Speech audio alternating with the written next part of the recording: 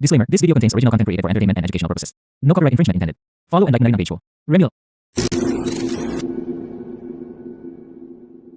Lunes ng umaga, papuntang opisina, habang nabibingi sa ingay ng mga busina. Sa gitna ng kalye, habang bumibiyahe, sakto lang ang pera pangkain at pamasahe. Tipikal na buhay ng Pinoy, araw-araw kailangan ko itong gawin, di pwedeng ayaw-ayaw. Dahil ang bulsa ko ay di pa napapaapaw, sana kahit paano ako'y makahataw. Porsigidong umangat, inuunti-unti ko, matipid na iniipon, ultimo sukli ko. Bilad na nga sa araw ang pagkakayumanggi ko, balat kakulay na ng tuhod ko sa kanang siko.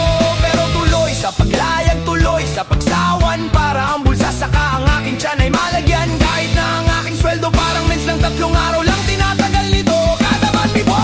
Araw-araw pa ulit-ulit hanggang sumapit ang gabi. Araw-araw pa ulit-ulit, bukas ay ganun muli.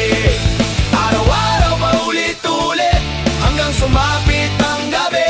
Araw-araw pa ulit-ulit, bukas ay ganun muli. Pambayad ko sa upa, tubig at kuryente, sa ngayon tuyo na lang mabibili nung 20. Pagkasyahin kung pwede o meron natira, isigan ko yung tuyo para medyo maiba. Ang pambayad ng matrikula, dapat itabi ko na sa ganitong estado na mahirap imanipula. Bawal ba magpahinga, dapat na gawin ko na, pumasok kahit petsa sa kalendaryong maging pula. Kasi double pay, ganun pag holiday, kayod kahit mamuti buhok na parang anime. Isipin na ngayon yung bukas ay sakana, kung bukas ay lagas o baka maging sagana. Kaya sana medyo mag-iba ang kapalaran, mapanatag ang lubak sa daang nilalakaran. Ang buhay ko ay parang libro lamang, nasa bawat pahina paulit-ulit ang mga larawan.